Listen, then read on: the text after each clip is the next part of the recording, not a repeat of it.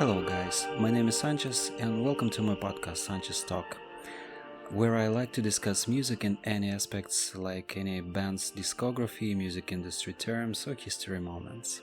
Today, I want to talk about my favorite British band, Saint Etienne. I first heard them in 2000, and as they say, I fell in love forever. This band has never sold stadiums or sold millions of CDs or won a Grammy. But nevertheless, there are groups and social networks, people go to their concerts, listen to their music and create their own art inspired by this humble trio from London.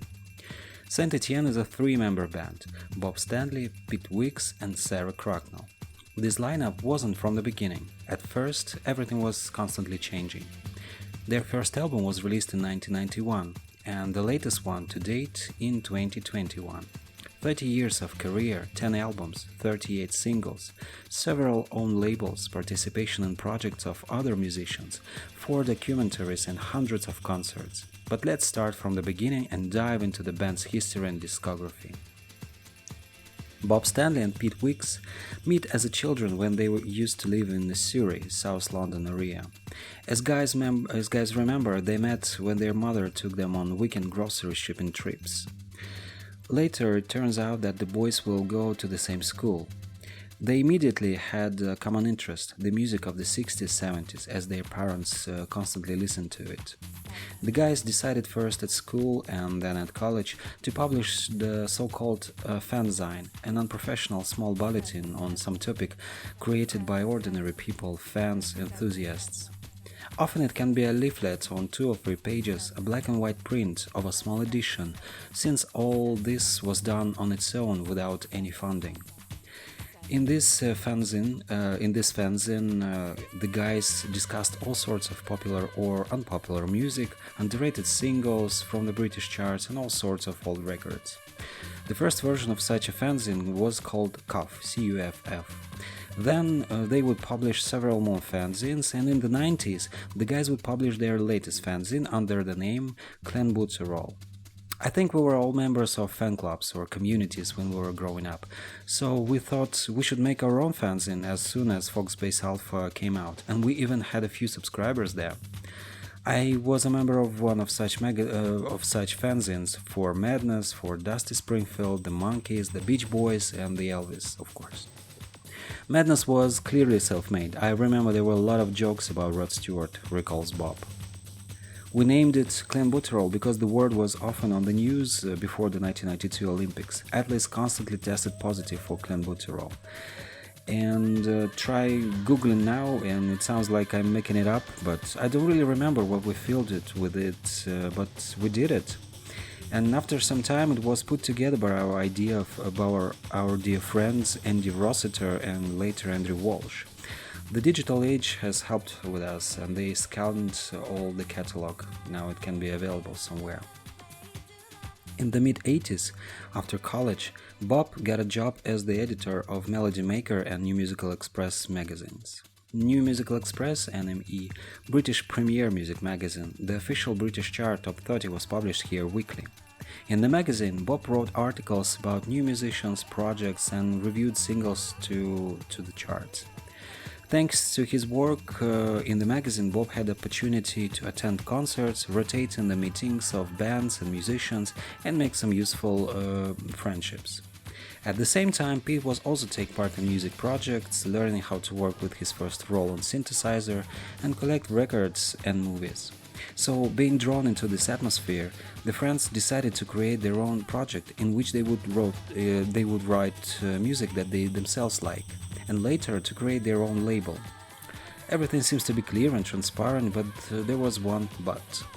The guys did not know how to write complete songs. They could throw some fragments of melodies on synthesizers, had some creative ideas, added samples, but to create something finished, the guys did not have such experience. During his work for New Musical Express, Bob met sound engineer and musician Ian Catt. They became friends and Bob took Pete to him with their ideas, demos and excerpts to create something to release. Initially, Bob and Pete envisioned a project for 1 or 2 albums with guest vocalists. It would be some kind of a soundtrack for some fictional party. And the first track that the guys decided to record was a cover of Neil Young, Only Love Can Break Your Heart. Initially, Bob and Pete planned to record one song, one cover, and some instrumental parts. For this first cover, some friends recommended Bob to invite the lead singer of the indie rock band Faith of a Reason. She was called Moira Lambert. She accepted the invitation, came to the studio, and reluctantly recorded the vocals, not really thinking that she was creating something big and memorable. And it was done for a very little money because the guys didn't have much. And this was the way the first single of the group was created. It was released in May 90 in 3 formats: a 12-inch record on which we can find the original version and an alternative remix version by Ian Catt, a 12-inch remix on which we have an Andrew Weatherall remix and an instrumental B-side, and a budget release for the radio, a 7-inch disc with shortened versions. The project had to be named somehow in order to sell records, and the guys came up with the Saint Etienne. Saint Etienne is the name of a French football club.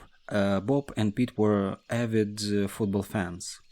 In addition, they liked this name aesthetically. It sounds pleasant in a French manner, immediately draw attention. During his time at New Musical Express, Bob met Jeff Barrett, who worked for Creation Records. Jeff wanted to open his own label for new indie musicians, and he invited Bob's Saint Etienne project to his label.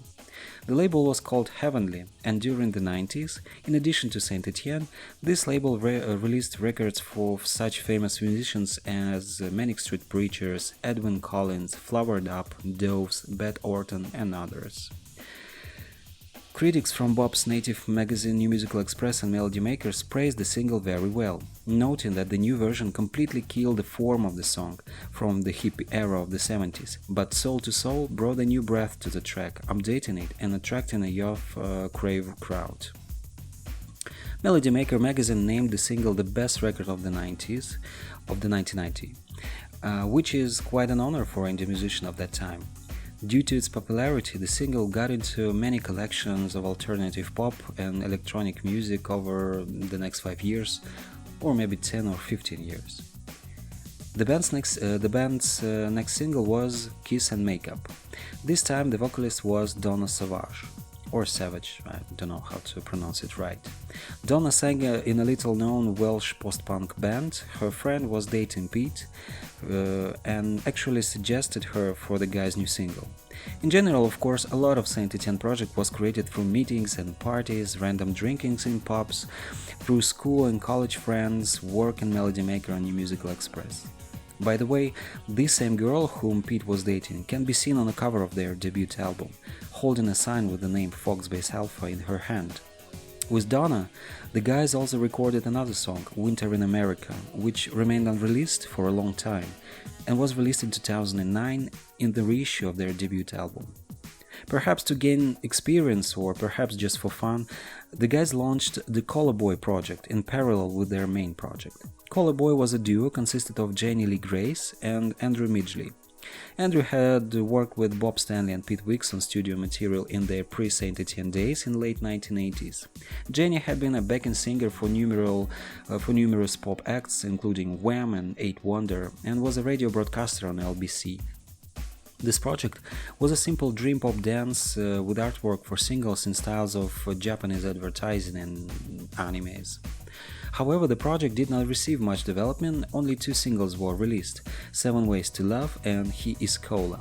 The singles did not make much noise, although with the first single the project even appeared in the Top of the Pops program. However, many Saint Etienne fans consider this project as an integral part of the guys' main discography. Now, back to the Saint Etienne, the time has come to release an album, but work on it was carried out slowly. The guys decide to release a new single and once again look for a new vocalist. And again, through meetings, friends and colleagues, the guys find Sarah Cracknell. By that time, Sarah had been singing in various musical projects for several years and even managed to release a couple of solo singles. But all this is an indie scene, not chart toppers, little known and little popular. Nevertheless, the guys get in touch with Sarah, she invites them to visit her, and after a couple of hours of communication, the guys understand that they and Sarah have a lot in common in terms of music, love for the history of London, for architecture and design, for history and modern music. Sarah quickly agrees to work, especially since she heard the previous 2 singles on the radio and liked them. How can you turn up a young startup project that praises New Musical Express? How can you? Together, the guys record several songs and release the single Nothing Can Stop Us. After a quite moderate success of the Kiss and Makeup single, the track became a big hit in the UK pop charts and opened the door for a debut album. The guys themselves note that it was very easy to work with Sarah. She offered a lot of creative ideas for the group, while at some point she simply became an integral part of the group. Thus was born the composition of the group which we know now. In fact, in addition to the guys, Ian Catt, whom I spoke about earlier, would join the band on tour with Dempsey Wikes from the Dolly Mixture group.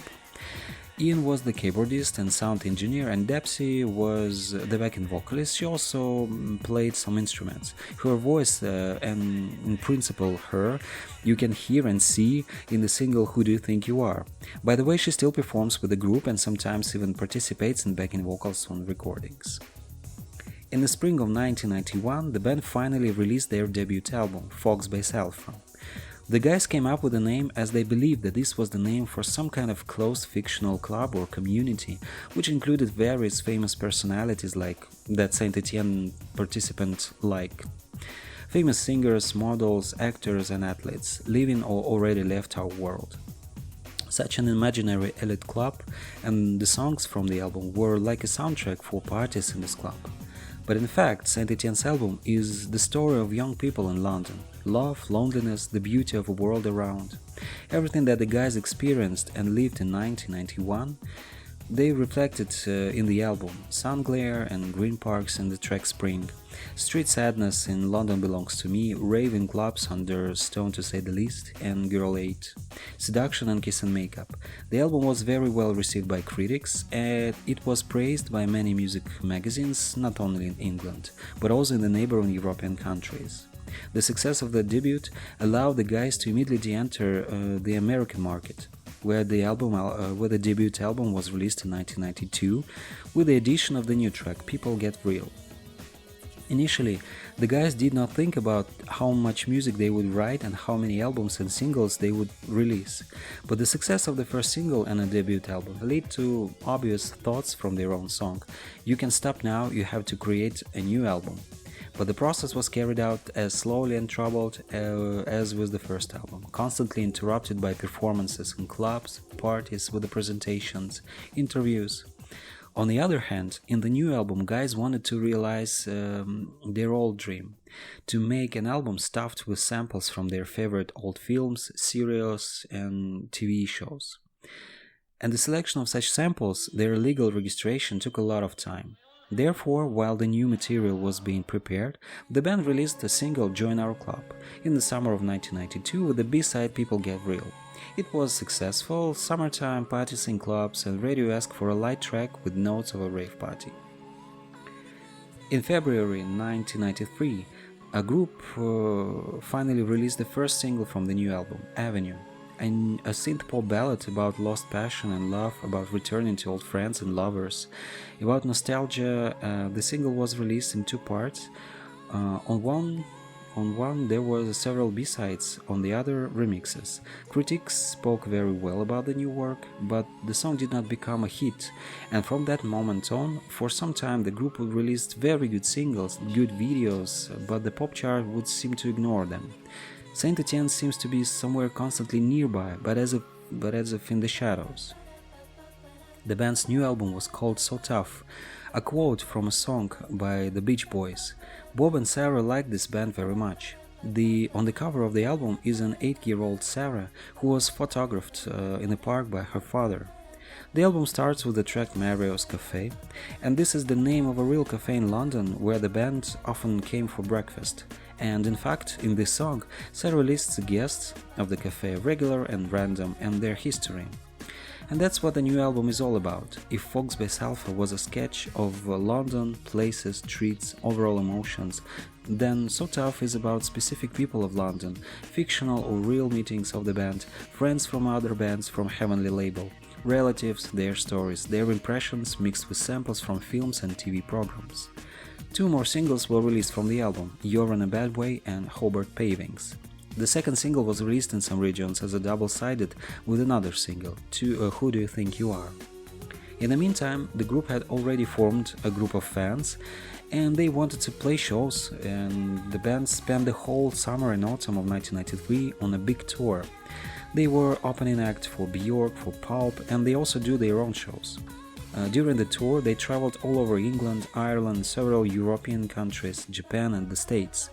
Pete recalled that they hardly remember their emotions from this tour, since everything was blurry. It was constant parties, drinking and all that stuff. There was even a slight risk that the guys would be so carried away with alcohol that they would no longer be able to start recording a new third album. Speaking of fans, for the most faithful ones, a Lovers Unite fan club was created, through which news about the group and special albums were sold or sent out. Singles or albums with various rare or unreleased material, for example Xmas 95 or Xmas 98 singles, a collection of rare materials like I Love to Paint or Build on Sand compilations. These compilations were of course the ultimate dream for those who were not members of the club, but thanks to kind people later, over time, their digital version spread over the internet. Also thanks to internet, auctions like eBay or Discogs, you could buy the original disc, although of course for a very high price. Some of this material was re-released on vinyl or added to re-releases on their albums in 2009. In parallel with the release of their second album and their tour in support of it, the group founded their own record label, which should rescue and discover newcomers to indie music. The label was called Ice Ring and was not originally supposed to be big and profitable, rather it was supposed to be a platform for novice musicians who did not manage to break through even with the first single on their own. And so on. This label such projects as Golden, Sensurround, Ovals, Primal Scream released their singles, but the girls from the pop-punk duo Shampoo got the biggest success. After the releases on Ice Ring, they were really noticed, and already in '94 they became a sensation. The label ended its existence in the middle of '94, and after 30 singles were released. But Bob and Pete after that will open new record labels to release specific or sometimes unpopular music or some rare stuff from 60s or 70s. Well, we continue to move through the history of the group. In the summer of 1993, while performing at various festivals, Bob and Pete noticed that young people often like to dance to mixes of current techno music and folk songs from the 70s. In addition, the guys wanted to write a new album which could be more meaningful, complex, structured, carry a new idea. This is how their third studio album, Tiger Bay, began to be born. The title of the album is the name of a small fishing bay near Cardiff. Bob heard the name from his grandmother, who lived there most of her life. The album did not contain samples, did not talk about London. It was a completely new approach. The album itself, according to Pete, sounded very industrial, very dusty and concrete. But that's exactly what the band wanted. The first single from the album was released in February 1994, Pale Moving. The single failed on the charts, and according to the band, the label is to blame for this, which insisted on a more pop track for the first single. The group wanted to make the track like a Motorway, the first single, revealing the main sound of the album. The single will be released as the second release and will appear in the charts in May of '94. Compared to the first single, it will sell much better, but it will not save the overall situation of weak singles. The album itself was also very moderately received by critics and also sold moderately. According to some music critics, this was due to a very strong change in the music scene in England. Boy bands are incredibly popular on one side, Britpop and Britrock are gaining momentum on the other side. And somewhere between them, there's Saint Etienne with their techno-folk. Alas, a very unfortunate time and very unfortunate decisions from a label for promotion. In August 1994, the band released the third and final single from the album, Hug My Soul. In the summer of the same year, the group performed for the first time at Main Music Festival in England and one of the largest in Europe, Glastonbury. Disagreements with the record label over the choice of singles and its promotion led to the decision for the group to close the contract and release a collection of hits Too Young to Die, singles 1990-1995. To promote the compilation, the band released the single He's on the Phone. And here we have to explain a little about this single. The fact is that this is a cover of the song Weekend à Rome by a French singer Etienne. During their performance in Paris in 1994, the group met the singer at some occasional party, and as it usually happens, they agreed to record something together. And usually nothing happens after this phrase, but here everything went well, and in the spring of 95, the group and Etienne teamed up to record tracks for a joint project. Etienne covered 3 songs from the Saint Etienne catalog, and the group in turn remade Etienne's track Weekend à Rome under a new name, Accident. Etienne was a very popular artist in France in the 80s, but by the beginning of the 90s, popularity began to fade and Etienne wanted to return to the stage. And for the starters, this mini-album with Saint Etienne called Resurrection was created. The cover for this mini-album was made by the famous photographers Pierre and Gilles. To promote the album, it was decided to release the single Accident, and the Motivate project made a remix for it.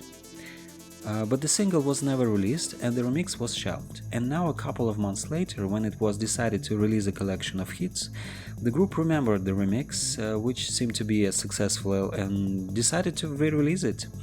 The guys from Motivate project, when they made the remix, called the track itself He's on the Phone. So this name remained, and now it was released as a single, which turned out to be incredibly popular in England and then throughout Europe. This is Saint Etienne's most successful single to date, a peak they will never conquer again. However, the guys themselves say that this is good. Getting a British single #1 is a completely normal dream and it has come true, so you need to go further and implement something new, something different. After the release of the hits collection and the single He's on the Phone, the band members took a kind of a creative break. Bob and Pete founded a new label, EMI Disc, which was created exactly according to the same principle as Ice Ring once. To search for a new emerging artist. Sarah recorded her solo album Lip Slide and released 2 singles from it. The album did not have much success, but was noticed by critics and journalists. I guess here it was more likely that the goal was not to make a big blockbuster, but rather just a desire to try to record something outside of the group. In addition, Sarah participated as a vocalist in some other projects. Anyway, during these 2 years of wilderness after He's on the Phone, as Bob recalled them, the guys periodically recorded some tracks. Something came out for fan club compilations, something for some tributes and compilations of other artists, something was recorded just to be. Also, during this time the group released a large collection of remixes of their hits, 2 CD set, Casino Classics.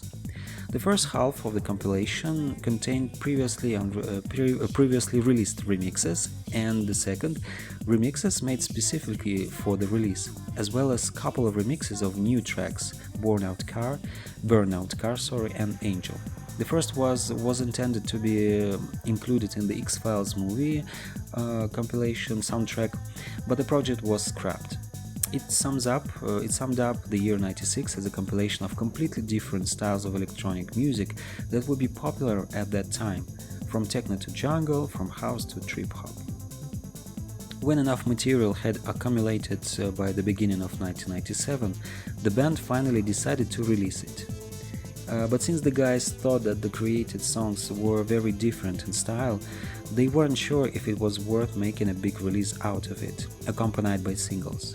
Instead, the band went to a small Japanese label, L'Appareil Photo, and through that they released a Continental album. In fact, this is not quite a studio album, but a compilation of songs from 95 to 97. And the group itself perceived it that way, but after the re-release in 2009, the band decided to recognize it as a complete album in their discography. Initially, the album was released only in Japan, and some Saint Etienne fans did not even know about its existence, but later the album would be re-released for Europe and the States. Bob and Pete talked about the album, that it could be released even in 96 because there are enough Europop and glam songs that were popular in England at that time, but decided to hold it for a while. The guys worked on some songs with Brian Higgins and Gerard Johnson from the Xenomania project, with whom Saint Etienne will work together several more times in the future. The public's interest in the Continental album and active communication with the Xenomania project prompted the band members in the next direction. The guys decided to record a pure, absolute pop album, and for this project they decided to work with Swedish producers. Their new label Creation wanted the same, and in the States they were now released their singles through Sub Pop label. They wanted to repeat the success of He's on the Phone, and the guys were interested in working in a new studio in a completely different country. And in autumn of 1997, the band flew to Malmö to work with the new sound producer Tore Johansson. He had worked extensively with the Cardigans for what critics would praise as a prospective sound and style. The guys from Saint Etienne were impressed by the setup of the studio in Malmö, Tore's approach to work, and the overall very relaxed atmosphere of the recording. The studio was furnished with wood. The music session started no earlier than 11 a.m. with a cup of a very strong coffee, continued quietly during the day, often with a glass of local beer, and ended up at 8 p.m. without any fuss, pressure or nervousness. 3 months in Sweden flew by like 1 week, Sarah recalls. And in the spring of '98, Saint Etienne presented an updated flat pop sound. The new single Sylvie was released in February. The new Swedish sound from Tambourine Studios was very much appreciated by both fans and critics, and the song reached 12th place in the UK pop charts, and this, believe me, is a great success. The video for the song looked like an extravagant detective story filmed in Havana, Cuba. With the new single came new remixes from the leading Eurotrance and Eurodance projects in Britain such as Trouser Enthusiasts and Stretch and Vern. And already in May of the same '98, in the midst of the departure of Jerry Halliwell from the Spice Girls, the group released their new album, Good Humor. The title of the album is taken from the name of some movie from the 70s, but I don't remember exactly. The band just wanted to get some kind of cinematic titles, and the combination was simple and easy to remember. The new sound was like pop rock and roll with a light of a smooth twist. There are a few synths and a lot of live instruments, but their sound is cleaned up and smoothed, which gives an easy mood to all the material. The album turned out to be quite successful, but after the second single Bad Photographer, it began to rapidly leave the charts. Saint Etienne wanted to release another bright and rhythmic song from the album, Lose That Girl, as the second single, but again, everything is decided by the label and often very wrong. Bad Photographer turned out to be much weaker than Sylvia, and by the summer of 1998, it had already been decided to wrap up the promotional company. The group also went on tour to Europe and the States. In the States, by the way, the album turned out to be more popular and in demand than in Europe, and the Sub Pop label released a special 2CD version of the album, where the Fairfax High mini-album was offered on the second disc, with B-sides from 2 released singles and about 6 more songs recorded for the album but shelved for the releases. In 1999, Saint Etienne released the soundtrack for the low-budget Franco-British film The Misadventures of Margaret. The album was recorded at the very end of '97, when work on the Good Humor album was already in full force. Only when the film itself was released in the autumn of 1998, it was possible to release the music for it. However, Creation did not want to release this soundtrack because they did not see the potential in it. And again, the album called The Misadventures of Saint Etienne was released on a small Japanese label. To promote The Misadventures of Saint Etienne, the single Saturday was released, initially planned as a standard CD release with a video and 12-inch remixes, but in the end, alas, only a small 7-inch single released on a French indie label. During '99, Saint Etienne would release another 2 completely uncharted singles, Lover Plays the Bass and 52 Pilot. Some of the songs from the soundtrack, along with unreleased material, Sub Pop will release in the States as an EP called Places to Visit. Later, the band will re-release the soundtracks on vinyl, now available for everyone and not just exclusively for Japan. In addition to the Misadventures soundtrack, the band has recorded material for 2 more low-budget films, one of which will be dropped, but Saint Etienne will decide to release the material anyway. The compilation Asleep of the Wheels of Steel was released in 2003 only through a fan club and contained these unreleased and potentially unhit film tracks, mostly instrumental. A little earlier, also only through a fan club, the band released the Built on Sand compilation, on which various rarities and unreleased items were created from 94 to 99 period. What a great gift for a fan collection. In the process of preparing the soundtrack, the guys became more interested in non-standard electronic music. In addition, they really wanted to get away from the stamp of the absolute pop sound of London, imposed by critics after the album So Tough and Good Humor. For the new album, the band decided to work with the Berlin-based minimal tech project To Rococo Rot, with whom they were familiar from the club scene of recent years. The trio left London again for recording sessions, and this time it's Berlin. As Sarah recalled, the recording took place in a small and very stuffy studio somewhere on the outskirts of Kreuzburg. The guys from To Rococo Rot worked very discreetly, silently, slowly, laying down and mixing layer after layer. But in the end, the track would sound as if it consists only of a few samples. Less is more. The work was not easy, but the result was, in my opinion, magnificent. The first single of the new material was released at the end of April. The single Heart Failed in the Back of the Taxi, the most danceable and most suitable track for the radio. I heard it then on the radio in Russia called Silver Rain. And in Russia it was the only radio station that played Saint Etienne singles at that time. However, it did not become a big hit, and the remixes of Future Shock, which were very fashionably in Ibiza at that time, did not save the situation. As I said earlier, after He's on the Phone, the band will slowly move out of chart history and become more of a subcultural event. The album Sound of Water was released in June 2000. Except for the already released single about hearts, the album did not contain potential singles.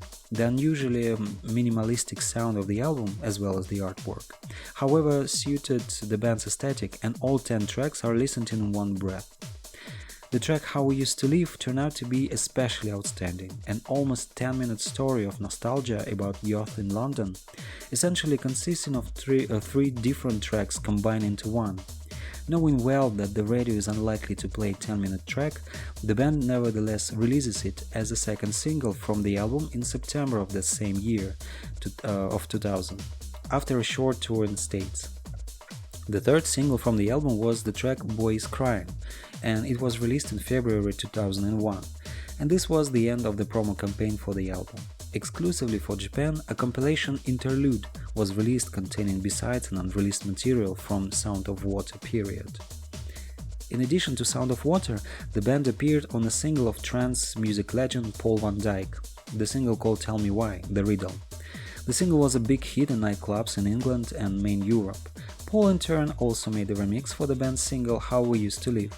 And in autumn of 2001, the group's second collection of hits, Smash the System, was released, on which the group's videos would be released in DVD format for the first time.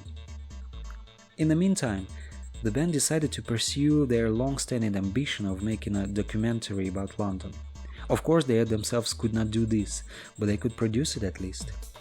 They turned to their friend Paul Kelly. He had already managed to shoot several videos for them and other musicians, as well as shoot several commercials and arrange several releases. He even spent a short time as a guitarist on tour with Saint Etienne. The guys themselves decided to write music for this film, and the work began as soon as the promotional campaign for the Sound of Water album ended. As planned, the film was supposed to show London through the eyes of non-tourists, but rather a local one. There are no main characters, there are no protagonists. There is only the music of Saint Etienne, the noise of the city, and fragmentary monologues of local residents, without faces and behind the scenes. The story begins early in the morning at one of the stations in London, where a commuter train arrives with different people, ordinary workers, engineers, students, and another daily life begins. Stairs, escalators, metro stations, morning coffee. Then we look at the life of London at different hours of the day. Office routines, children in schools, people in parks and on the streets, tourists. Then, when evening comes, we see pubs, theaters, concerts, the last trains, night, silence, light in rare residential windows. The clock at the station shows 6 a.m. of a new day, and this ends the 45-minute image of the big city. Since London had to be shown in a variety of ways, the album turned out the same way. There is a classic pop with samples from films like in So Tough album. There is also techno from Tiger Bay. There is ambient from Sound of Water. Between tracks, we hear a voice of actor Michael Jaston acting as a narrator. The new album and the film are called Finisterre. The first single from it, Action, was released at the end of August 2002. For me personally, the history of Saint Etienne began exactly with this single. The video for it was sometimes shown by the MTV channel, and I was lucky to catch it every time, so I got used to the track and kinda like it. I also heard the track Hearts in the back of a taxi on a local radio, and suddenly I realized that's it, this is my group, I will collect their music. The album Finisterre was released in October 2002 on the Mantra label, like the previous Sound of Water album, and at the same time the film of the same name premiered at the Royal Festival Hall.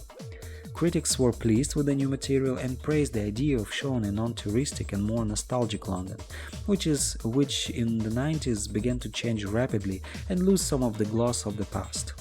On the cover of the album was a photo of the Ronan Point house, infamous for part of the 20-story building collapsed, literally folded like a house of cards, after a gas explosion in the kitchen of one of the apartments on the upper floors. At the end of 2002 and the beginning of 2003, 2 more singles were released from the album. The group successfully toured Europe and Britain, after which they again put their work on pause for some time. In 2004, Bob released a new compilation, Saint Etienne Presents Songs for Mario's Café, a compilation of songs from the late 50s and early 60s that could have played on a jukebox in the same Mario's Café that Sarah sang about on So Tough album. Bob Stanley had produced or self-released compilations like this before, but it's from this collection that Bob will sign them as Saint Etienne Presents, apparently meaning that all members of the group worked on the compilation. Later, for these compilations, Bob will even create a new label, Croydon Records. Bob continues to release similar compilations to this day. In autumn of 2004, the band started working on a new album. The band frequently visited Paul Kelly's Islington apartment building, while working on the film Finisterre and on new projects. Observing different tenants' multi-apartment stories, the group had the idea to record a pop album in which each song is the story of such a house. In June 2005, Saint Etienne's new album, Tales from Turnpike House, was released. Turnpike House really exists in London. In general, multi-floored apartment housing in London and in general in England is still a rarity compared to Eastern European or Asian countries, and apparently life in such houses can be romanticized and turned into pop songs. 3 singles were released from the album, but none of them became a hit and did not even reach the top 30 singles in England, although critics praised its integrity and sound quality. For example, The Guardian called this album the best Saint Etienne has released for the last 10 years. Nevertheless, the album itself turned out to be really light pop without any experiments. On some tracks you can hear the vocals harmonies of Tony Rivers and the Castaways band. Interestingly speaking, a few years ago, a Facebook fan community conducted a poll for the most and least favorite songs of the entire Saint Etienne catalog, and the fans almost unanimously named the song Relicate from this album the least favorite and most boring. In the same year, a collection of hits, Travels Edition, was released in States. The compilation was decided to be released after the end of the contract with the Sub Pop label, and this was the first official Saint Etienne compilation in the States.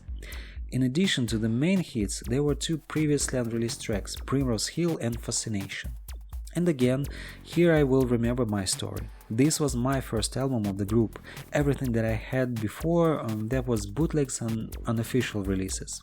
And I literally ripped this disc because I listened to it wherever possible, carried it with me in my backpack and asked for put it wherever I was. Now it's scary to look at this disc, but it still remains in my collection, and I also remember a funny other moment in 2000. I bought a pirated disc of Madonna's album Music, and there were some bonus tracks, remixes and B-sides. Among the B-sides was the track Cyber Raga, and Madonna literally had it on music single, but on this disc instead of this track was recorded Only Love Can Break Your Heart, can you imagine?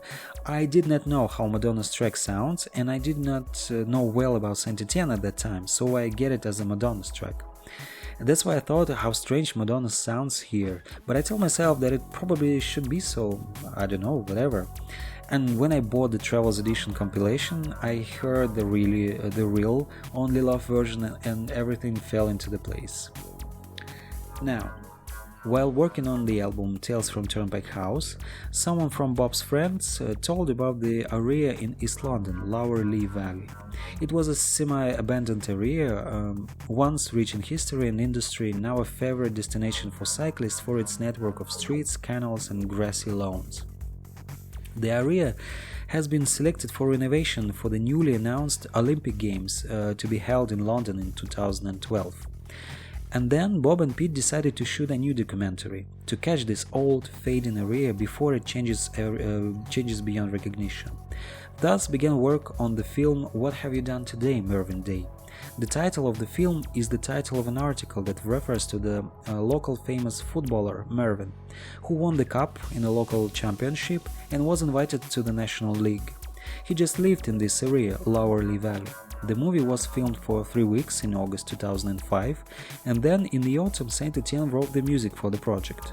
According to the plot, a young guy gets a job as a paperboy, gets a pack of newspapers and travels around the area on a bicycle, stuffing the newspapers into the rusty boxes, and thereby going around the area and communicating with the remaining local residents.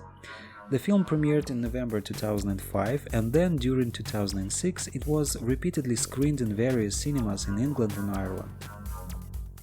At the end of 2006, the band will release a soundtrack for this film, and later some unreleased tracks will also appear as B-side on the 2012 singles of Words and Music by Saint Etienne album. In July 2006, the band announced a one-year residency at the South Bank Centre, which is located next to the Royal Festival Hall. During this year, the group will organize various cultural parties, concerts, exhibitions and screenings of documentaries about London and beyond, about music, about fashion, about the 60s and the 70s, about Beatles fans and much more. But the decision to reside here was not accidental. Half a year before, a friend of the band, Paul Kelly, had learned that the festival hall was in for a big renovation, even a reconstruction somewhere. And he decided to make a film about it and at the same time tell the story of the Festival of Britain. Saint Etienne, for their part, acted as co-producers and also decided to write music again. The documentary This Is Tomorrow tells the story of the Festival of Britain, which was started by the Queen's decision in 1950 to draw interest in the culture and industry of England after the war. For this, a small section of the working quarters in the South Bank block was allocated. The inhabitants of the quarters were resettled, and several exhibition pavilions, cafes, squares were built on the new territory, and the Royal Festival Hall became the center of the space. The festival was held every summer until the early 70s. Then the new exhibition areas were opened outside of London, and the festival itself gradually began to fade away. The hall has many innovative decisions in its structure at that time. It has a very good sound quality characteristics and uses modern materials. The festival hall continued to be used for concerts and cultural meetings. In 1960, the Eurovision Song Contest was held there. By the 80s, the hall began to lose its popularity, events took place here less and less, and by the beginning of 2000s it was completely closed for reconstruction. And nowadays, with all the renovation, the hall will get a new life and look into the future. The premiere of the film took place on June 29, along with the grand opening of the hall itself. The title theme for the film was the eponymous single This Is Tomorrow. However, for unknown reasons, the commercial release of the single did not take place, just as the commercial release of the soundtrack to the film did not take place. Few tracks were released as B-sides on the Burnout Car single in 2008. By the way, on the cover of the Christmas single Xmas 2006, the design of the carpet pattern of the halls of this festival hall is drawn. What a love for a design! In the autumn of 2008, the band decided to gradually return to pop music and released their old single Burnout Car Again, remixed by Richard X from Xenomania. The single heralded the release of the London Conversation Hits collection. The release took place already in February 2009 and included all the main hits of the group, as well as tracks loved by the fans, which did not become singles. Another single was released from the collection, the new song Methods of Modern Love. By September 2009, the band released Fox-based Beta, Richard X reimagining of the debut album, which can be called a remix of the album, but it's like a different, alternative version of the album sounding in a more modern texture. In the autumn, the band gave several concerts in England, where they played their debut album in full. Some tracks were played live for the first time, due to its 25th anniversary. Also, during 2009 and 2010, the band will re-release all their albums as deluxe versions, where the first disc contains the original album and the second disc contains the B-sides of the singles, rare and unreleased tracks. Such an incredibly rich library of materials for the fans. Also in 2008, the band will release a large 4-disc box set only through a fan club, which included a re-release of the previously released compilations I Love to Paint, Build on Sand and Asleep at the Wheels of Steel. The 4th disc in this compilation, Eric Random, was a compilation of rare and unreleased items. In general, fans for 2008, 2009 and 2010 got access to a fairly extensive catalog of material, both previously published and completely unknown until that time. And then, for a couple of years, the group will take a new creative break. The band's new album is simply called Words and Music by Saint Etienne. It came out in May 2012. The band returned to a more simple pop sound, not plunging into experimentation, but offering us variations of pop styles. Here, Eurodance of 90s, synth pop of the 80s, and more modern electropop of 2000s. According to Saint Etienne's official website, the album is about how music affects your life, how it defines how you see the world as a child, how it can help you get through hard times in unexpected ways, and how songs you've known all of your life can suddenly develop a new attachment or hurt you every time you hear them.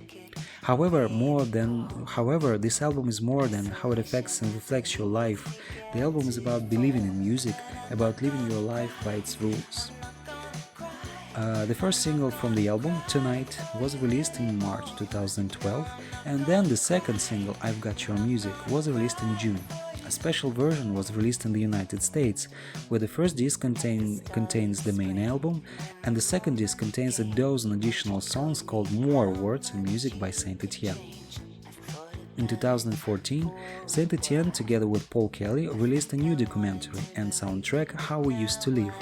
The movie tells about the life of London after the war in the period from the 50s to the 70s. That is, the years of childhood and adolescence of the group members. How cultural and fashionable life and society created and developed further.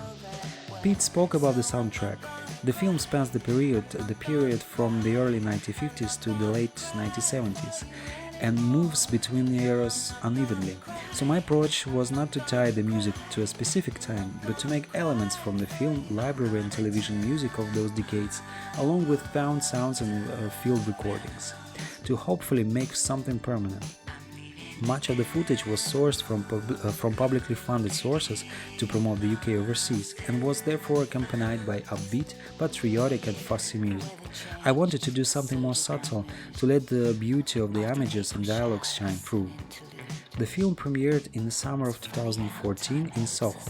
At the same time, the group released their book, a photo collection that chronicles their life with comments from the participants about where those photos were taken and what happened in the group at that moment. The first 300 people who bought the book also received a 7-inch single containing 2 previously unreleased songs.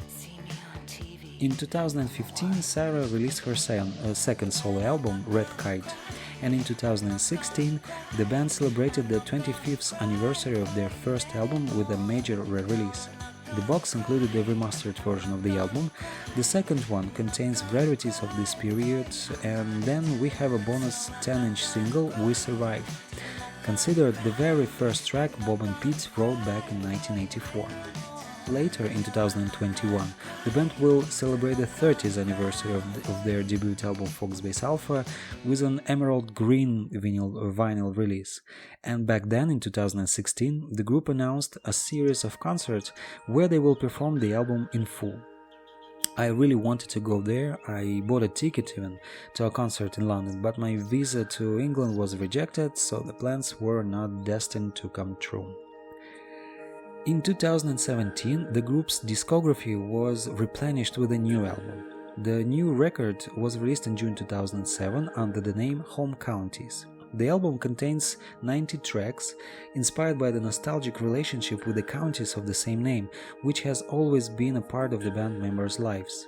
Work was in progress during the summer and autumn of 2006 and was co-produced by Sean Lee of Wall of Sound and Young Gun Silver Fox.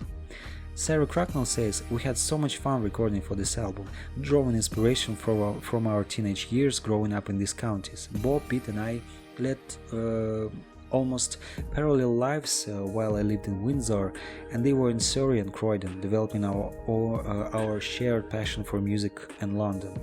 Sean Lee was a pleasure to work with. He is a wonderful multi-instrumentalist who seemed to have some sort of telepathy with us and translated our ideas perfectly. The record is quite diverse in style and combines a little bit of our previous albums while sounding completely new." Bob Stanley says it was a certain impersonality of the suburbs that was the source of inspiration. "They say that nothing happens here, and that's the charm." And Pete adds, "It makes me remember biking and running the dogs." The release of the album was accompanied by two singles, Magpie Eyes in June and Dive in September 2017. In support of the album, the band went on another tour, and this time I managed to get to their concert. It happened in Helsinki. And of course, Saint Etienne is not the same anymore, from early years. But it's better late than never, right? Now we are approaching more recent milestones in the band's discography, while bringing my story closer to the end. The band's new album was released in autumn 2021 under the long title I've Been Trying to Tell You. It was recorded during and after the pandemic period at Pete's Needham Sound Studio with Gus Bousfield in Bradford.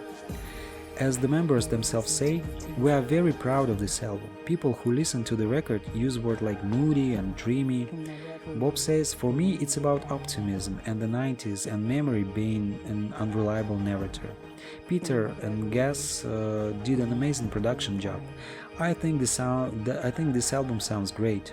Sarah adds, "This is the first sample-based album we've done since So Tough, and it was a really refreshing experience, so much fun. This both dreamy and atmospheric late summer." Pete says, "We really got confused and went deep into the samples. The concept and each of our interpretations made this album sound very special. We hope you feel the same way." Renowned English photographer Alasdair McLellan made a 40-minute long video to accompany the album and also made all the images for the design of the disc itself. Among his works are many advertisements for famous magazines and fashion houses, including commercials for Marc Jacobs. And you can see this creative approach continues to this day, and the band is still keen to release new material. There are some rumors that in the autumn 2023 we should expect a new album, so we'll see. Now, let me finish this rather extensive and detailed review here. As I said earlier, I fell in love with the group in the early 2000s after a series of fun accidents, but for almost 23 years I've continued to follow the work of Saint Etienne, collect their music, and at least once I was at their concert, at least once. For me, this is very moody music. It accompanies me on walks, in moments when I want to hide myself inside, but also in moments when I want some lightness and a cheerful tune in my life. It fully reflects my emotion, both negative and positive, and therefore I can't get off this track right now. And I recommend you to listen to them if you are not familiar, or listen to them more rare and reshoot music if you are a little familiar with the work of Saint Etienne. And that's all for me today. I guess that's all that I wanted to share with you. I hope you get some new information, or maybe haven't get anything at all.